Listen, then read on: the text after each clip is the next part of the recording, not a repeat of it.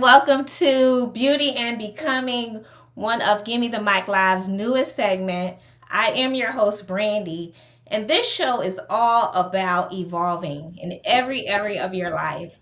Whether you are an entrepreneur, a business professional, student, or someone that is just looking to become the best version of themselves, this show is for you.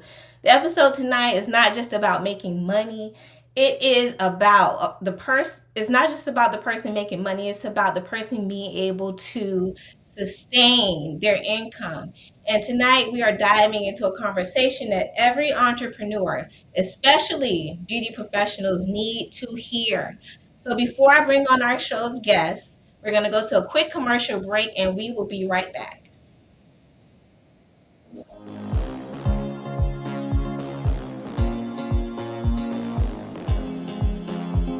Thank you so much for inviting me out, girl. I've been so stressed. Girl, you're so welcome. But listen, who did your hair? Oh, all dolled up. What is that?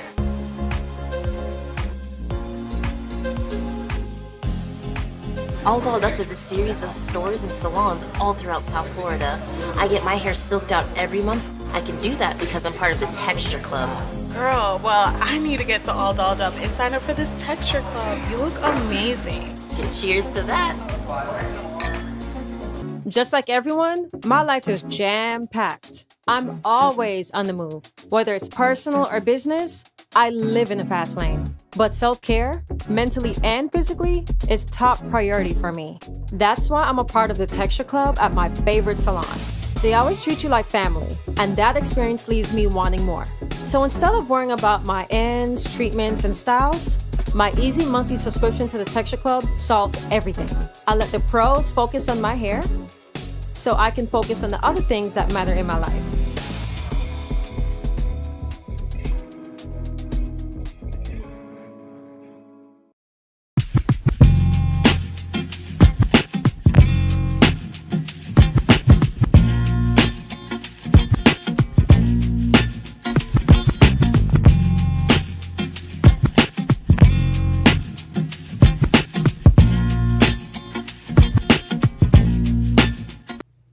Welcome back. This is Beauty and Becoming. I am your host, Brandy, and I brought a very special guest for you tonight.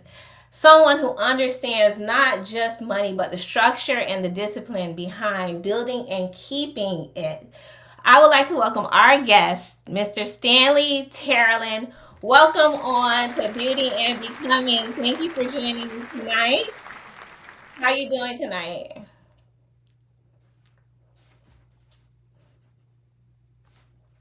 I'm feeling good. How are you, Brandy? I'm great. Thank you for joining us. And so I want to start out with you just kind of speaking to our audience, introducing yourself, letting them know what it is that you do and how you help entrepreneurs and beauty professionals when it comes to their finance. Awesome, awesome. Well, first of all, thank you for having me, and I pray to have the perfect words to inspire your audience. But my name is Standley Tilerin. I'm an enrolled agent and tax educator, tax strategist, strategist, and also right now I took my bar, so hopefully I find out the results soon. And what I do is I help entrepreneurs stop overpaying the IRS.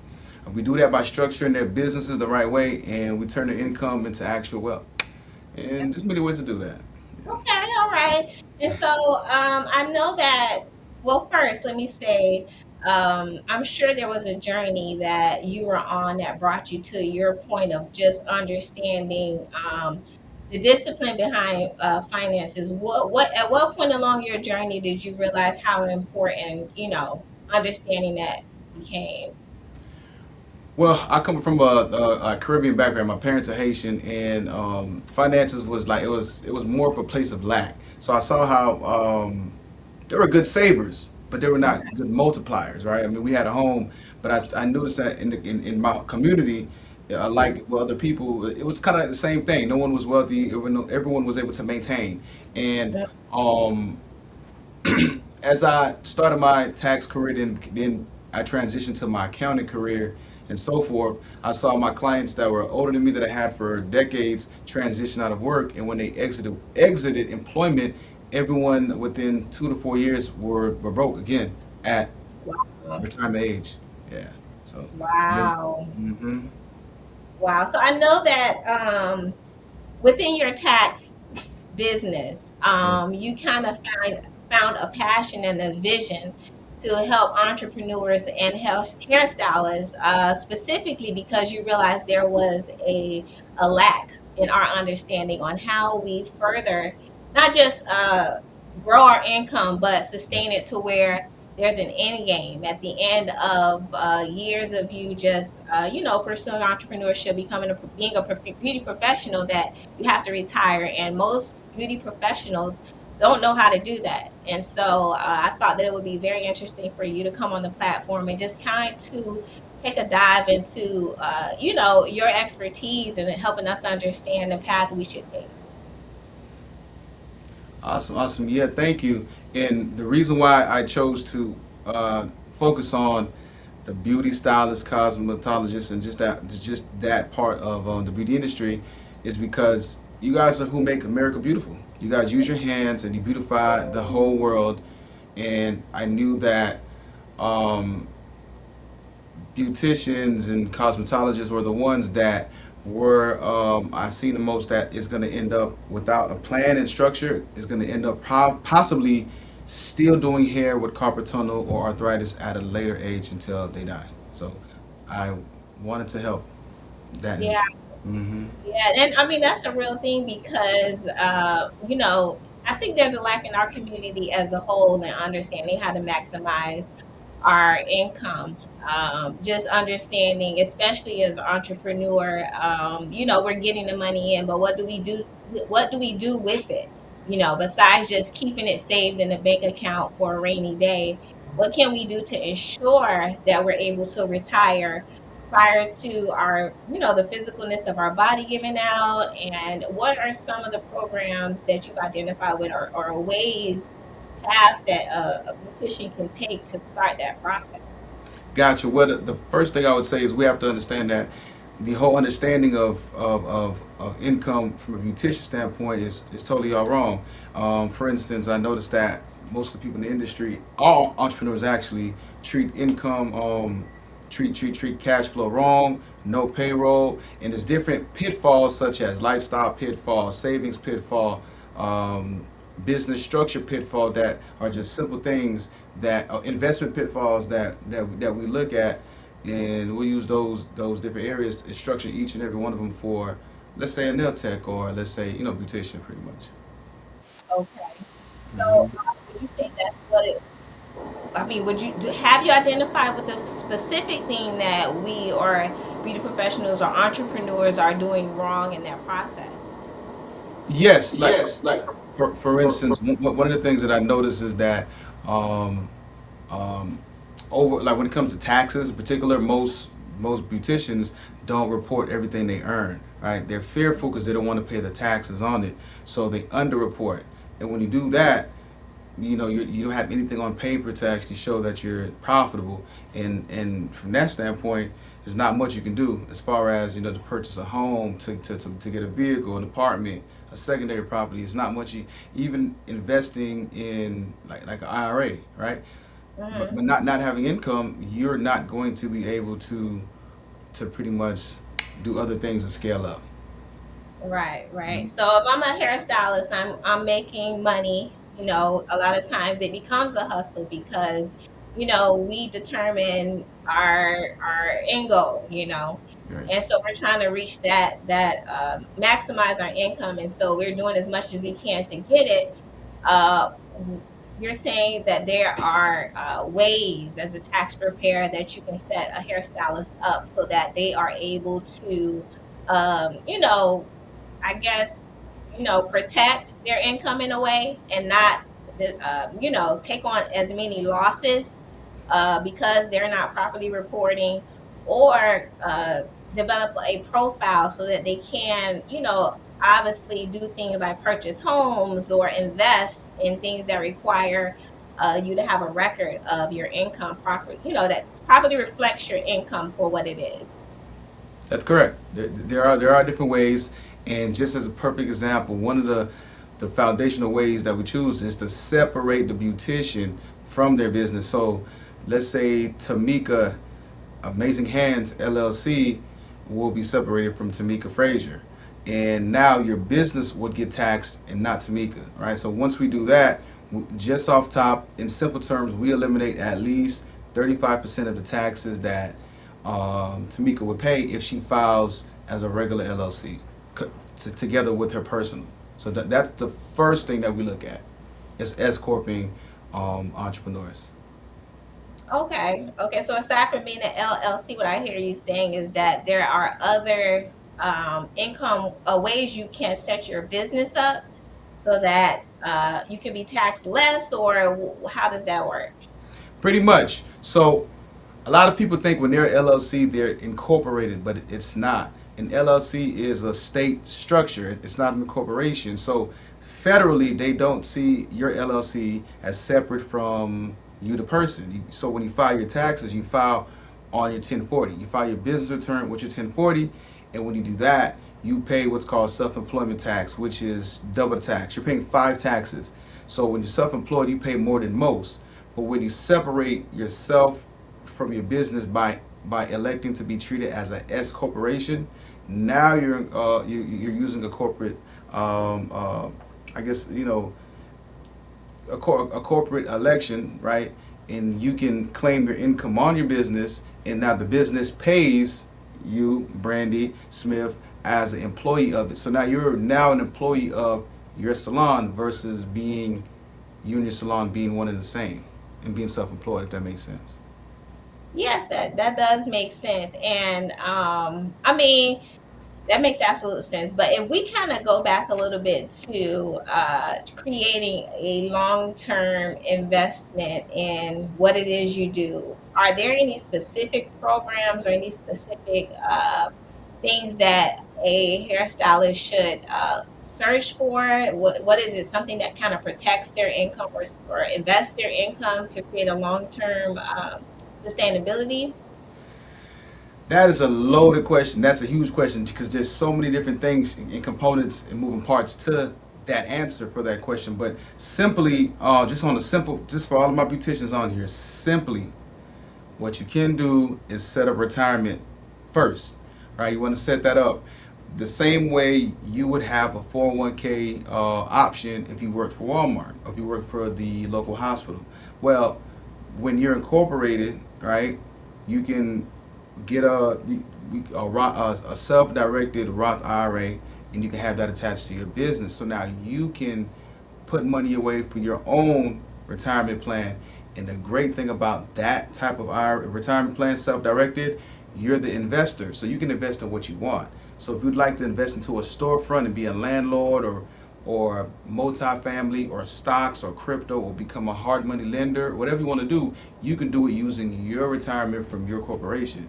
So that is probably the first thing we'd want to do for long-term investment for an entrepreneur, right there. Wow. So I wanted to kind of speak to our audience a little bit. And I know that a lot of times women who are entrepreneurs, they, don't understand how, I just want to kind of engage our audience with the conversation, a topic of discussion. And I just want to ask your opinion on, is it a red flag to you if someone is financially disciplined, not financially disciplined? Is it a red flag? It's kind of hard to say that because financial discipline is not something that's universally taught. So it'll be. I really can't say it's a red flag. I'll say that that's a weak point with someone, but I can't say that's a total red flag.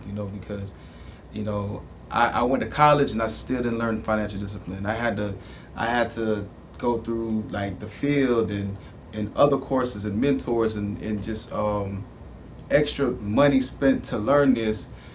in addition to my traditional education to learn. So I and that's me. I'm in the finance world. So just imagine someone who goes to school to be an electrician or who goes to school, to be whatever. Like they're not going to take a financial course to teach them discipline. You know what I'm saying? So I wouldn't say that. I wouldn't say I that. totally agree. Because I mean, I'm saying beauty professionals and entrepreneurs, but I think that it impacts us as a culture. I say beauty professionals because we don't have that, or entrepreneurs because we don't have that setup that like a job would or career would offer you that actually, takes the money, put it aside for you, and help to create the discipline. We have to create it for ourselves, and so Um, that's why I thought it was so important for you to come on and share, because I'm sure people have questions and they may not know, who to go to for those questions, and Stanley Tilerin, he's a well-rounded tax professional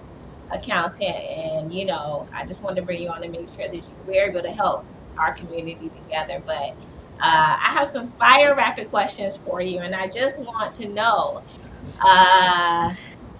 are you ready? let's go. Save or invest? Invest.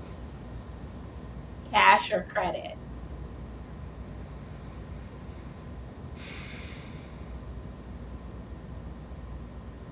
Hmm. Both. Both. Okay. LLC or sole proprietor? Neither. Why is it neither? They're the same. Okay. Yeah. Multiple streams of income or a master one first? Multiple streams. Multiple streams of income. Okay. And I mean, I just would like for you to help me understand what is it that um, in terms of when you're trying to develop a business, when you're trying to create a business, why should someone understand why credit is more important or using your cash to develop this business? Gotcha. So when people say cash is king, or some people are now saying credit is king, you hear that a lot now. They're both needed because without cash flow coming into your bank account, no lender will not lend to you. However, once you get the credit, you have to utilize the credit or loan that they give you to just increase your income stream. So let me break it down a little more, like simpler. Okay, so if your business is sustainably making $20,000 a month as a hair salon, you're making $20,000 a month, and you know that if you had extra ad dollars or you had extra money to buy extra supplies or to add an extra station, so you need a loan or credit to add an extra station, that it'll give you an extra $7,500 a year, right? I mean a month. So now you're making 27,000.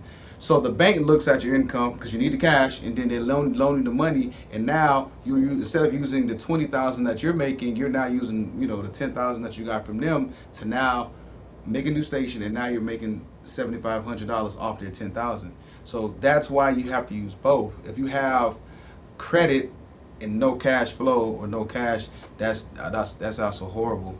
So I say you need both. Yeah. Wow. Wow. Thank you so much for explaining that, breaking that down for us, because that is something that I always kind of struggle with understanding. I understand both concepts. I understand it clearly, but the only thing I can think of a lot of time now, me as a new business owner have to now take on the expense of paying that loan back. And to me, that's just as much weight as using my own cash. But I trust the professionals that that understand why we should do this. And I mean, if someone is watching tonight and they're ready to take steps to taking their finance seriously, building, and what are one of the first steps you should take? I'm a hairstylist. I just started, or I've been a hairstylist for 10 years or whatever, and I'm ready to now take my finances seriously. I'm ready to make sure that if I retire in 20 years, I have enough to retire today, what do you think it is that I should, one of the first steps I should take? One of the first steps you should take is you have to pay yourself. So, well, no, structure your business as a S corp, right? To remove yourself, and then you have to pay yourself. Most entrepreneurs, beauty professionals, do not pay themselves. Most people have a business account, and when you want to spend money, you Zelle yourself a transfer to your personal, or if you want to pay your rent or your mortgage or your car note, you're using the business income, and that's wrong. So now your business makes money, but you're always going to end up poor. So the first thing you want to do is structure it to where you separate yourself and actually have payroll. So you're going to get a W-2 from your business. So Brandy Smith, Amazing Hands, is paying Brandy Smith. So now when you want to get a car, you have pay stubs from your corporation. All right. Wow. That's the first thing. Number one. Wow. Wow. That makes so much sense. That makes so much sense. And I mean, if you can, speak to our audience and just empower some of people who are not even just about how to sustain income, but in terms of someone that is seeking or looking to become a tax professional and want to take that seriously, want to help people in the path of income like you're doing, uh, encourage them. Oh, no doubt. So for me, um, I learned this years ago, and it always stuck with me. Is that only your younger self is going to be able to take care of your older self. So you have to put measures in place now while you still can and have the vigor and energy and the youthfulness and just the ambition. That is what I'll say. So when and pertaining to that, um, you gotta love what you do. A lot of times, I notice that people look on social media or know someone that's successful in the beauty or the tax or this, and they want to get involved because they're looking at the income. You have to love what you do first. When you fall in love with what you do, you want to be the best at it. Once you're the best at what you do, whether it's tax or beauty, then you get the right structure. As I mentioned, you pay yourself, and then from that point, once you got the cash flow, you got the right structure, you can leverage. Now you want to keep your income but leverage credit to increase it even more. And then, as I mentioned, you want to get that retirement, that self-directed IRA. You probably want to take some money, put it in there, buy yourself this. I know people are doing like the suites now. Now you're a landlord, and you can use that to build your retirement for you, and just do that over and over and over.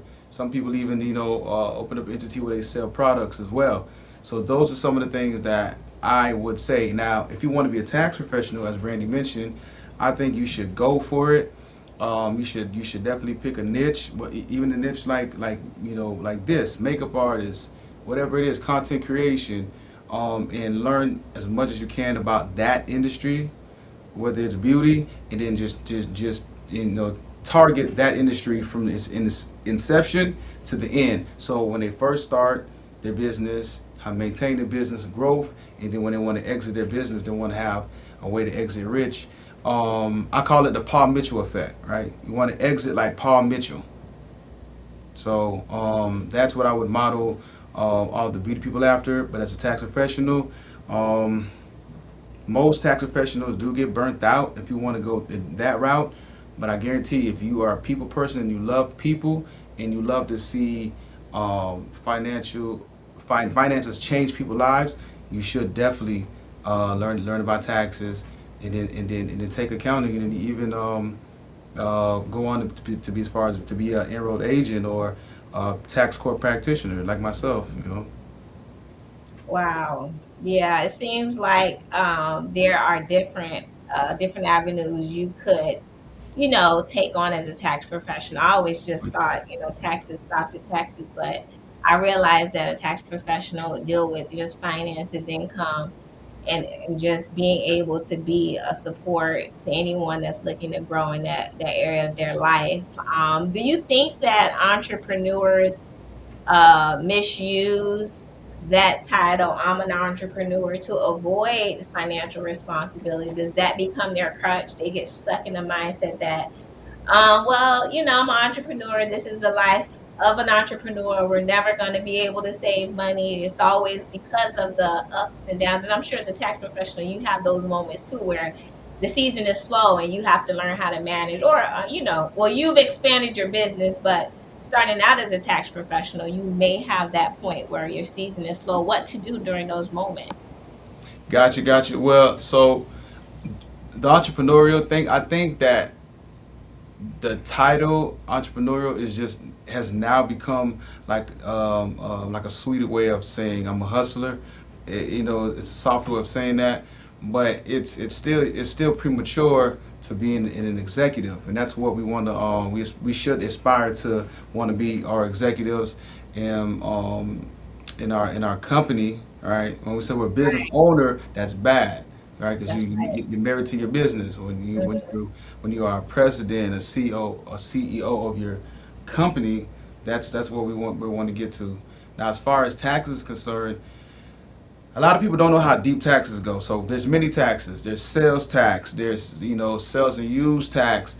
There is alcohol tax. There's income tax. There's FICA tax. There's estate tax. So there's different types of taxes that exist. So each one of those areas is an industry of its own that you get into. And if people are looking at tax preparation, they may be looking at doing one aspect such as individual taxes or business taxes, but there's so much aspect to taxes. So I'll say, like I said, learn a part of the taxes that you love, because there's some people that do estate taxes, so they only deal with people that are dying. And what I've saw, I don't do these. That's the only area that is because that I don't touch. But I've seen where some attorneys charge, $20,000, and that's per year until the estate has distributed all of the money to the beneficiary. So if it takes 6 years to distribute the assets to the people to the beneficiaries, that's $20,000 for 6 years. So this is just doing estate planning. Just imagine having 50 clients that pays you $20,000, right? You don't have to have such a huge firm. So you can do that, and even if you're gonna do tax preparation, you still have quarterly taxes. If someone has a business, they have to do the sales tax. So the tax industry is more vast than people even know. And if I say get into it, don't do not look at just income tax alone. That's a part of it, but look at all the other areas that you do. Even nonprofit, just doing taxes for nonprofits is a big thing too. You know, Right, right. I have a couple people joining in tonight, a few people joining in. I have Miss Faye Bailey Lucas. She Miss said this Faye, is how are you? great information that you are sharing with us. The Tax Lady Bank, she loves this knowledge that you're sharing. Miss Banks. Um, I, I think one of the things as a hairstylist, learning how to portion that money, especially when it comes to paying taxes quarterly, developing that discipline of and why should we do it quarterly instead of waiting to the end of the year? And it's very important that you obviously file and report as a hairstylist. Please don't skip that. But is it best to pay quarterly, obviously, and why? Why do hairstylists or business professionals need to understand that? Well, the thing is, um, uh, uh, America is on a pay-as-you-go system. So every single time we get paid, we're supposed to pay taxes. That's why when you have a job and you as an employee, every single time you get paid, they take taxes out. Three taxes: Social Security, Medicaid, and income tax. So most people who are entrepreneurs don't know that we have to levy the taxes and give it to the government so they can do their thing. We wait till the end of the year. So that's the reason why most people never get a tax refund back that are entrepreneurs, because they didn't put anything throughout the year, right? That's Hmm. why we should pay estimate taxes every quarter to pay some throughout the year, and then when you are reconciling your income, which is tax return, now did you pay too much or did you pay too little? And that's Wow. that's that's why.